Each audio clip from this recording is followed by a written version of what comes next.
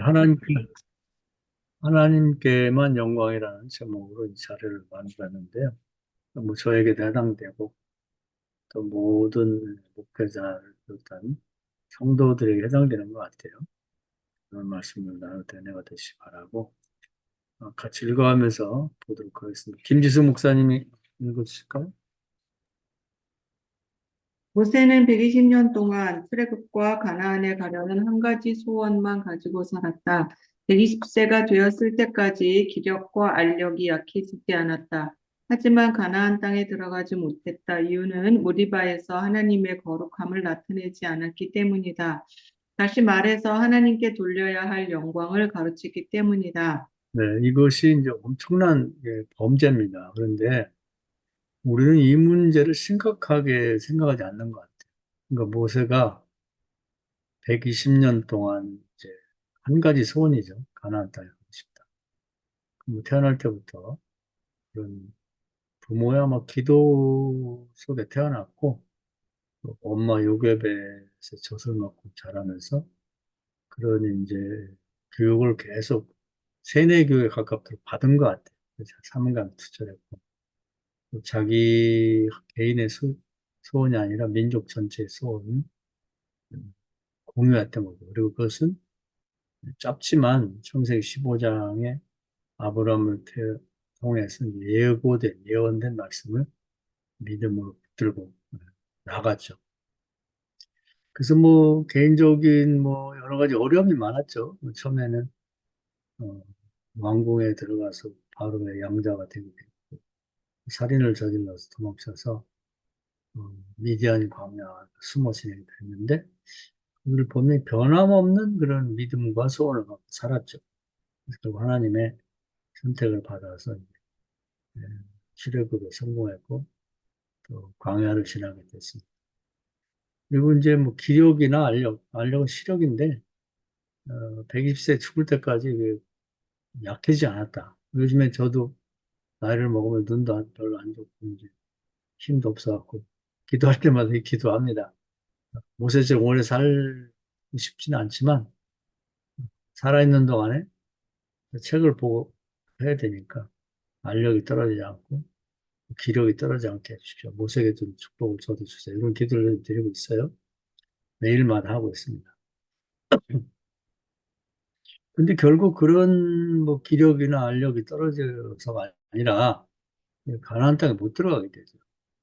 이것은 뭐 에, 모세에게는 죽음 못지않게 치명적인 그런 이제 뭐좀 상처라고 할까요? 충격이라고 봐야 되겠죠. 근데 그렇게 된 이유는 딱 한 번인데요.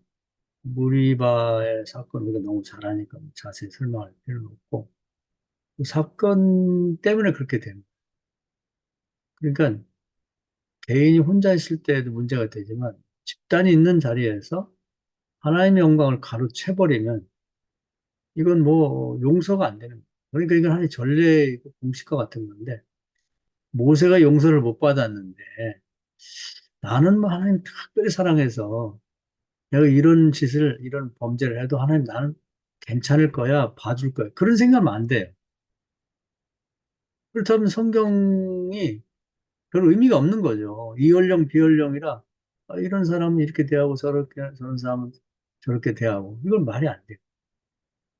그리고 모세에 비해서 우리 모두는 훨씬 떨어지는 사람들이죠. 공로에 있어서나.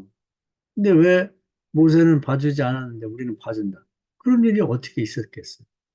하나님 나는 공평하죠. 그런 의미에서 성경은 진리이고 가끔 제가 뭐 딱 벽에 맞는지는 모르겠지만 우리 수학을 공부했으니까 공식과 같다. 같은 원인에 대한 같은 결과 그런 것이 얻어질 때 우리 공식이라고 하죠. 항상 동일한 원인에 동일한 결과가 올 때. 그렇게 보아야 성경을 잘 보는 것이죠. 자, 그러면 한번 그 부분을 알고 넘어가야 되니까 조금 더 여기 예, 들여다보도록 하겠습니다.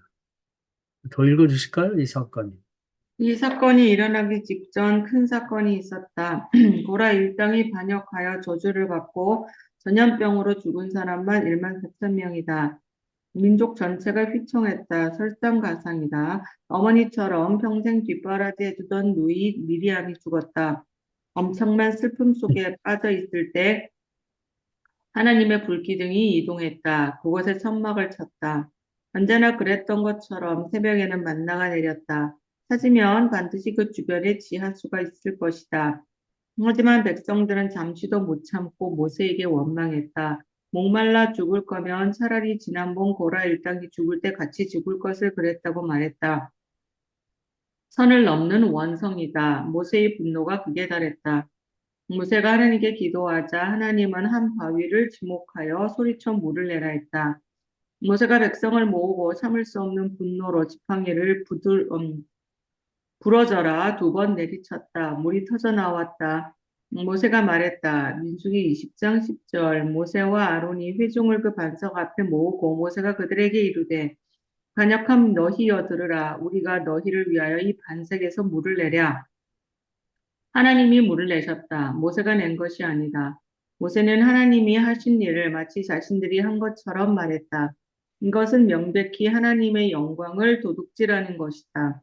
하나님 앞에서 절대로 용서받을 수 없는 죄이다. 이스라엘 자손의 목전에서 내 거룩함을 나타내지 아니한 고로 너희는 이 회중을 내가 그들에게 준 땅으로 인도하여 드리지 못하리라. 나는 여호와이니 이는 내 이름이라. 나는 내 영광을 다른 자에게 내 찬송을 우상에게 주지 아니하리라. 이사야 42장 8절이라고 말씀했다. 네, 그걸 보겠습니다. 그러니까 모세가 이렇게 분노한 데는 그럴 만한 이유가 있어요. 그러니까 모세도 변명할 수 있죠. 제가 화가 나고 그랬습니다. 근데 우리는 그것 갖고 이렇게 하나님 영광을 가로채는 범죄에 대한 변명이 되질 않는다. 이걸 꼭 알아야 돼. 우리는 그런데 이제 그게 통할 거라고 생각하면 절대 되질 않죠. 그래서 뭐 모세가 이렇게 보면은 고라 일당에 반영했을 때 그들이 이제 비록 비교적 젊은 층에 속하니까 이들이 아마 그 출애굽한 다음에 똑똑했던 사람들일 것 같아요. 그럼 가나안 땅에 들어가면 큰일을 할 사람들이라고 기대를 했는데 똑똑한 사람들이 항상 문제를 일으키죠. 똑똑한 사람들이 이렇게 믿음도 별로 없어요. 따지고 뭐 이렇게 반항은 잘하지. 그래서 이제 그들이 에, 아론과 모세는 늙었으니까 할 일 다 했으면 비껴나라. 그래서 여러 가지 불만이 그동안 있었죠. 뭐 적절한 때 물이 안 나오고 고기가 먹고 싶고 뭐 하고 뭐. 그런데 이제 폭발해서 그런 걸 모아가지고 이 두 사람을 뭐라냐 자기들이 지도자가 되겠다 이런 시도를 했죠. 근데 거기 많이 동조를 했어요. 가족과 뭐 적극 동조한 사람들 땅이 갈라 죽고 나중에는 뭐 화로에서 불이 나와 태워 죽고 그리고 이제 적극적인 아니지만 거기에 조금 멀리서 말로 동참하고 뭐, 이렇게 동의한 사람들, 마음으로. 그 사람들은 하나님 다 알고 계시죠? 그래서 이제 14,700명 정도가 죽었습니다. 14,000명 정도가. 그러니까 지금도 뭐, 그, 10,000명을 그만두고 14명만 죽어도 나라가 비참합니다. 우리나라 무슨 뭐 사건들이 그동안 있었죠. 무슨 세월호다, 뭐다, 사건들이 있는데, 그러면 이제 나라가 발칵 뒤집어지고, 이제 그것 때문에 대통령도 갈릴 정도로 큰 충격인데, 사람이 숫자가 별로 없던 시대에 이 정도의 사람이 죽으면 정말 그 큰 충격이야, 타격이고, 나라 전체가, 그만 엎으를 정도의 큰 타격을 입었죠. 그리고 이제 하나님이 심판해서 죽었지만, 그런 걸 죽는 걸 볼 때, 뭐, 그 가족들이 죽으면, 그 집안 전체가 다 초상집이죠. 그러니까 14,000명 정도, 뭐, 다 따지면 한 15,000명 정도가 죽었으니까, 그들이 뭐, 누군가의 집에 아버지나, 뭐, 형제나, 뭐, 아들이나, 뭐, 이런 사람들이겠죠? 그러니까 그 집집마다 다 물고, 뭐, 난리가 나서 슬픔을 남긴 초상집이라고 봐야 되겠죠. 근데 이제 그게, 에, 하나님 벌을 받아 죽었지만, 모세는 자기가 지도자로서 내가 잘못해서 그렇구나. 이런 이제 슬픔이 있죠. 다 니네들 잘못이니 나는 괜찮아. 이럴 수는 없는 거죠. 그런 상황인데다가 또 자기를 엄마처럼 늘 돌봐주고, 뭐, 나일강 던졌을 때 끝까지 쫓아오며 기도했고, 공주가 자기를 건졌을 때 자기 엄마를 용으로 소개하는. 정말 뭐, 에, 누구 못지않게 의지하고 또 뒷바라지 해주고 음식도 해주고 이랬던 그 누이가 또 죽었어요. 슬픔이 잠겼을 때 누이라도 있으면 좀 옆에서 위로가 될 텐데. 그렇게 되다 보니까 뭐 이제 그 어떤 분노라고 할까 뭐 이런 게 크게 달았는데 슬픔이 그렇게 달았는데 그럴 때 이제 백성들이 와서 선을 넘는 이제 그 불평을 말하죠. 뭐냐면 어, 불기둥 불기둥 옮겨서 가서 이제 천막을 쳤는데 항상 물이 있었단 말이에요. 전례를 보면. 그럼 좀 기다려서 찾으면 먹으면 되는데 이제 아마 광해라 목이 말랐겠죠. 그랬더니 하는 말이 그때 그 고라 뭐 일당 죽을 때 그때 죽을 걸 어차피 여기 와가지고 목말라 죽으나 그때 죽으나 그때 뭐 천벌을 받아 변을 받아 죽으나 똑같은데 그때 죽을 걸 괜히 여기까지 어때 이런 얘기를 하니까 저라도 막 승질이 날 것 같아요. 막 혈기가 나고 분노가 폭발할 것 같아요. 그러니까 이제 불만을 해소해 주니까 하나님께 기도했더니 역시 새벽에는 만나가 내린 것처럼 물을 찾게 해줬죠. 그때 이제 하나님이 한 바위를 지목하면서 어, 말을 해서 명령해서 물이 나오게 해라 이렇게 했죠. 그러니까 하나님 말씀은 잘 듣는 게 중요해요. 그냥 자기 생각대로 해석하면 안 돼요. 그러니까 이 부분이 아주 민감하게 반응을 해야 돼요. 그래서 가서 이제 백성을 모으고 물을 내긴 냈는데 자기가 분노를 견딜 수가 없는 거예요. 원래 설교하는 사람. 늘 지팡이를 갖고 다니니까 바위에게 분풀이를 하는 거죠. 여기서 바위를 두 번 정말 바위가 깨져라. 지팡이가 부러져라 이렇게 내리쳤는데 물이 나왔어요. 그러니까 이제 그때 아마 정신이 약간 흥분 상태다 보니까 자기도 그렇게 얘기를 한 것 같아요. 자기에 대해 자기가 원망을 하니까 원망을 왜 하냐. 자, 먹어라. 우리가 여기 아론과 모세를 둘이 싸잡아갖고 물을 내랴? 물을 냈다? 뭐 이렇게 이제 말을 한 거예요. 아다르고 오다르라고 이 주체가 굉장히 중요한 거예요. 우리가 요즘에 철학하면서 주체의 죽음 뭐 이런 얘기를 많이 했죠. 저자의 죽음. 우리가 이제 이 문장에서도 주어가 굉장히 중요합니다. 누가 뭐를 냈냐. 근데 이게 하나님이 하신 거죠. 자기가 한 것은 지팡이를 때린 것밖에 없는데 마치 자기가 물을 낸 것처럼.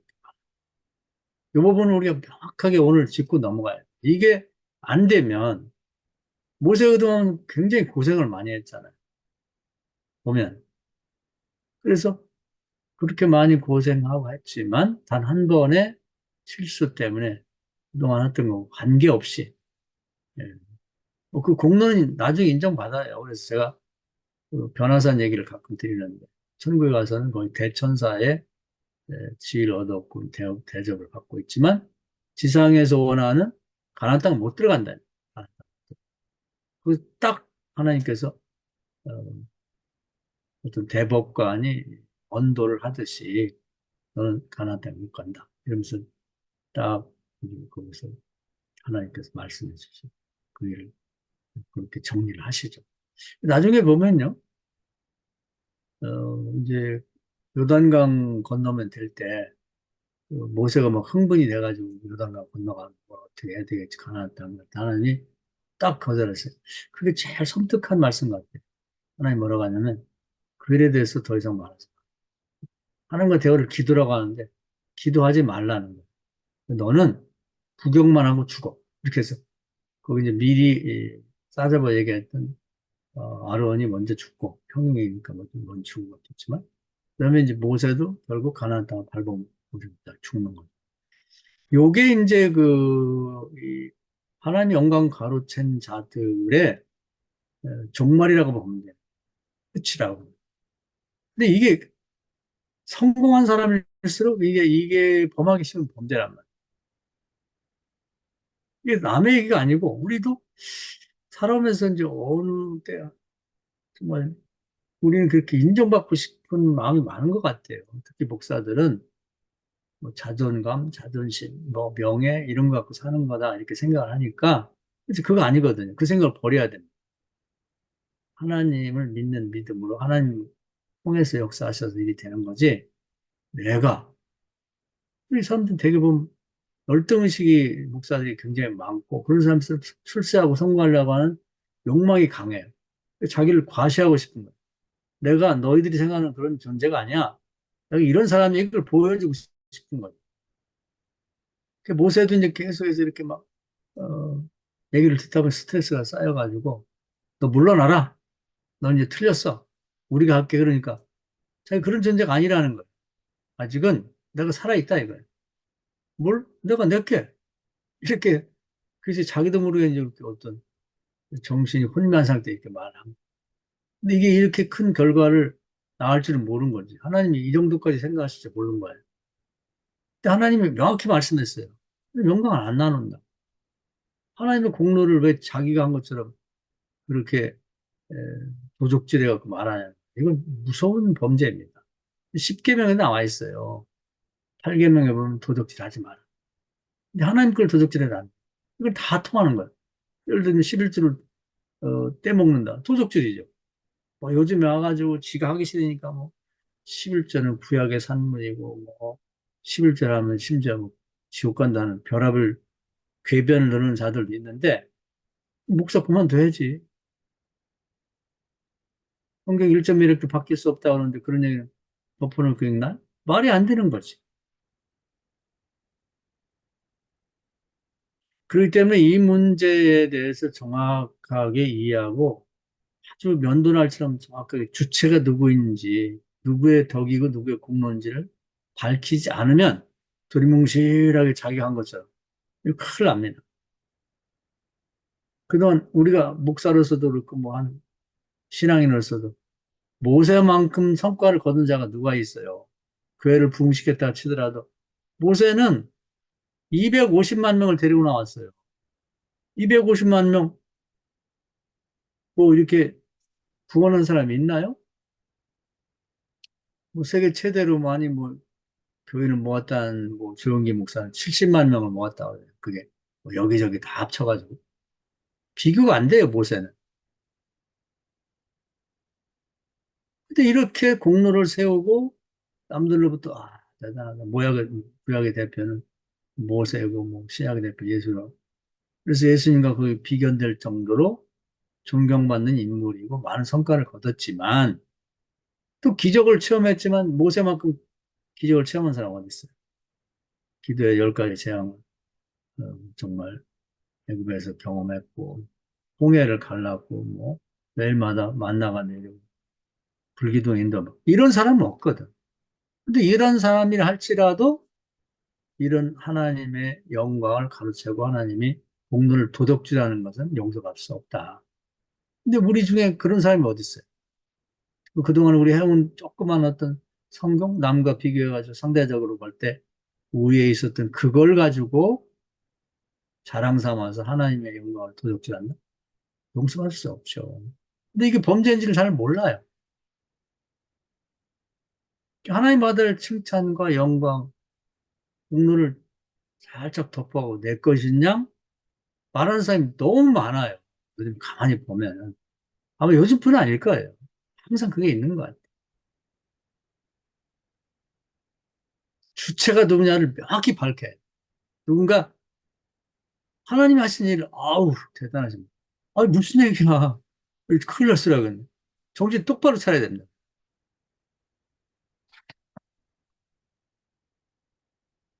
자, 모세 얘기를 드렸고요. 모세 얘기는 우리가 모델처럼 생각하고 타산지석으로 삼아야 돼요. 그동안 공로가 있고 한 것은 하나님 다 알고 계세요. 그리고 이제 그거에 대한 심판은 죽을 때 받고 천국에 가면 거기에 대한 상급이 있을 거예요.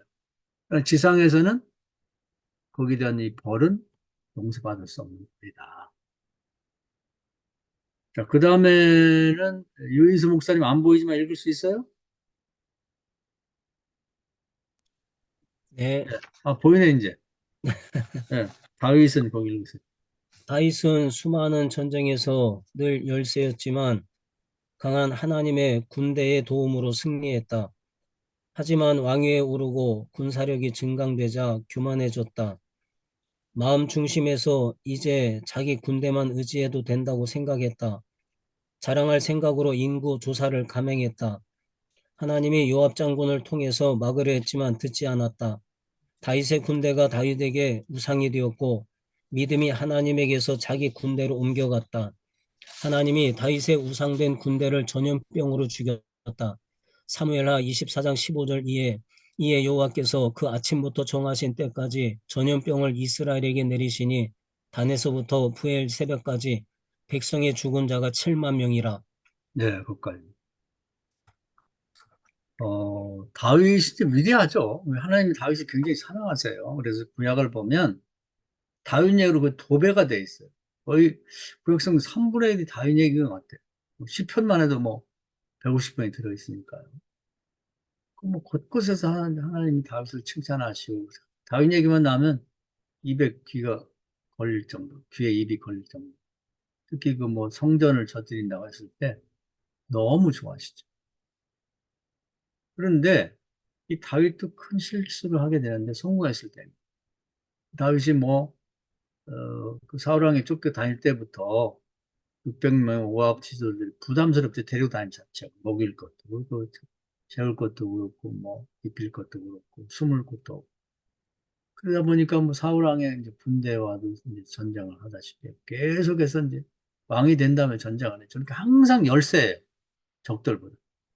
그러니까 이제 다윗이 죽기 살기로 기도하고 하나님의 도움을 받죠. 그 하나님 군대의 도움을 받아 승리를 했는데 이게 이제 하나의 열등의식으로 있고 막 스트레스 남아있는 거예요.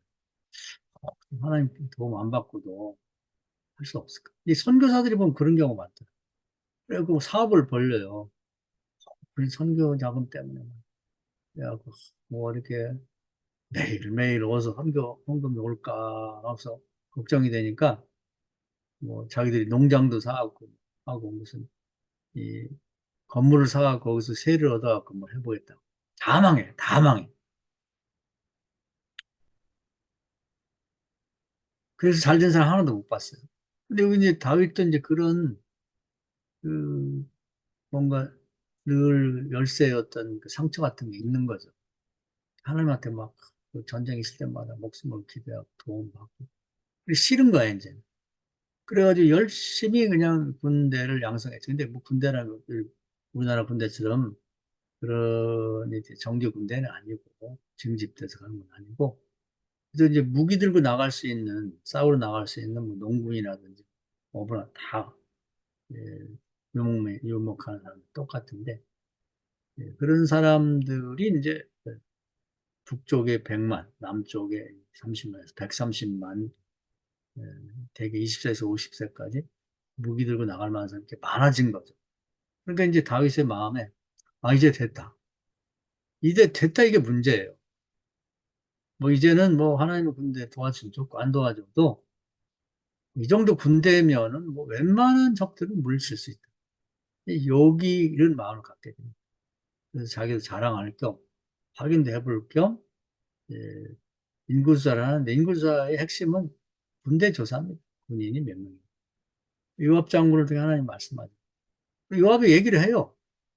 전쟁의 승패는 군대의 숫자에 있는 게 아니고 하나님을 도움을 받느냐 안 받느냐에 달린 건데 우리가 언제 군인 숫자고 전쟁했습니까? 필요하면 하나님 더 기도하면 그동안처럼 하나님의 군대를 보내주면 되잖아요.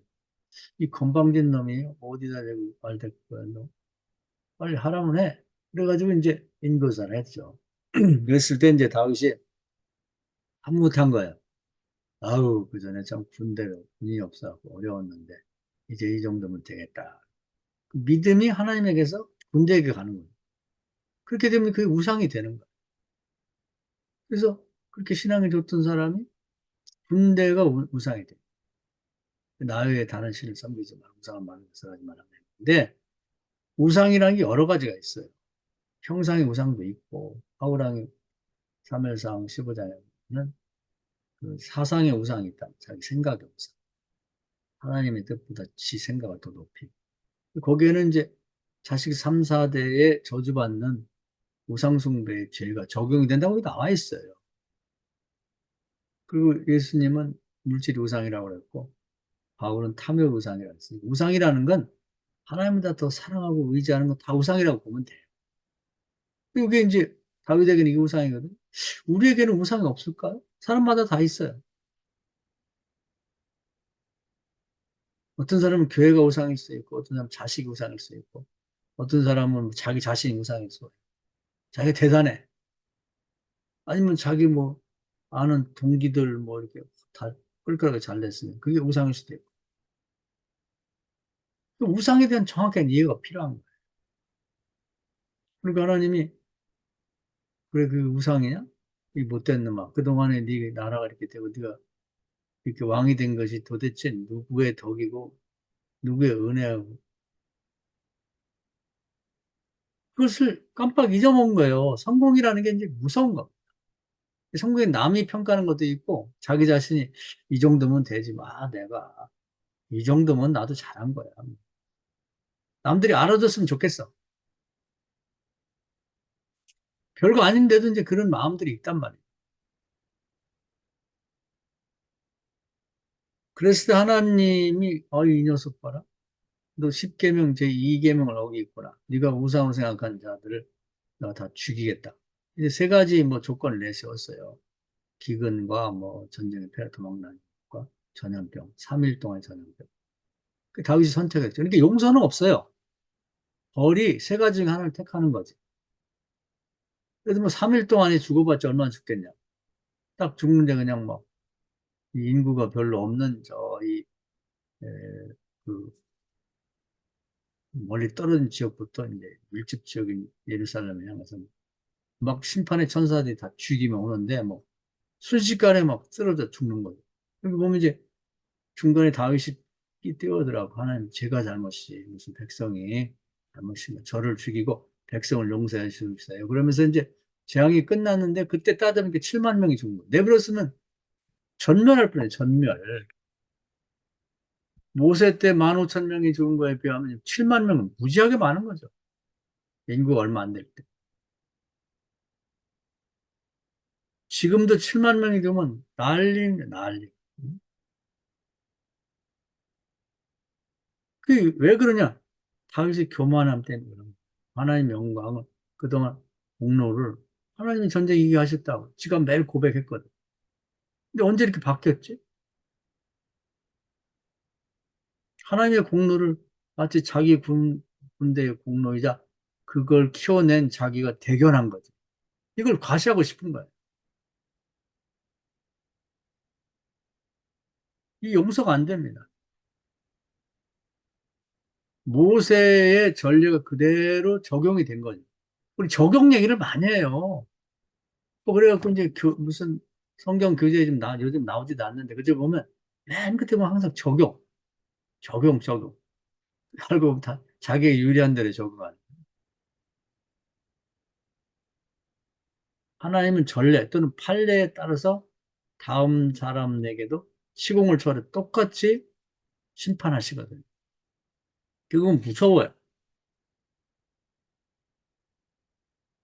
자, 그래서 이제 모르게 잘 아는 얘기니까 한번 복습하는 의미에서 이제 이걸 다시 한번 이렇게 드러내서 봤고요. 그 다음에 또 읽으세요. 성도들. 성도 중에서는 하나님께서 마땅히 받아야 할 영광을 자신이 차지하는 것이 얼마나 큰 죄인지 모르는 사람이 있다. 성경에서 신앙적으로 성공한 인물들이 마지막 넘어진 것이 바로 이 죄 때문이다.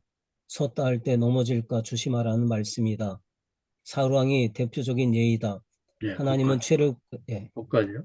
그래서 이제 이게 죄인지를 잘 몰라요. 특히 목사들이 모르고 장로들도 모르고 성도들을 몰라요. 특히 성도들 중에도 성공한 사람도 있거든요. 하나님 믿고 하나님의 은혜로 성공한 사람이 있으면 지가 잘난 거예요.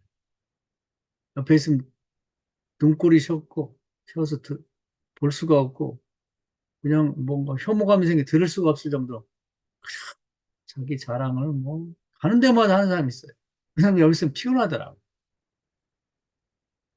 이게 얼마나 죄인지를 모르기 때문에 그런 거거든요.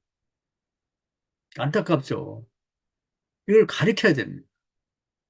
안 그러면 섰다고 생각하고 성공한 사람들 다 넘어집니다. 아, 모세가 넘어지는데. 다윗 같은 사람이 넘어집니다. 다윗이 어떤 사람이에요? 여호수아 1장의 권면을 받아들여서 하나님 말씀 주야로 묵상하는 사람. 시편 1편. 그런 사람도 이 부분을 명확히 이해하고 있지 않다 보니까 이 상황에 딱 걸린 거죠.